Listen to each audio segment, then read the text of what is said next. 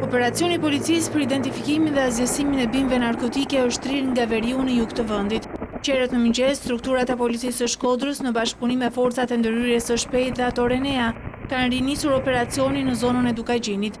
160 efektiv të policisë, 15 automjete dhe 3 helikopter janë angazhuar për identifikimin dhe azjesimin e lëndës narkotike. Operacioni në veri të vendit është përqendruar në komunat Shlak, Shosh, Pult dhe Temal. Vetëm një ditë më parë, forcat policore azjesuan në zonën e Dukagjinit 35.000 rrënjë kanabis, ndërsa u përballën me sulmin me armë zjarri të banorëve të zonës. Për fat të mirë nuk pati të lënduar. Ndërkohë në Vlorë, forcat policore gjatë një operacioni në fshatin Karbunar kanë azjesuar 400 rrënjë kanabis sativa. Identifikimi i kultivuesve ka qenë i vështirë, pasi lënda narkotike është mbjellë në tokë shtetërore. Ndërsa 24 orët e fundit, 35 efektiv të policisë të Pelenës dhe Gjirokastrës kanë bërë të mundur identifikimin dhe azjesimin e 2800 rrënjëve kanabis sativa. Lënda narkotike ishte mbjellë në kanionet e Bënçës.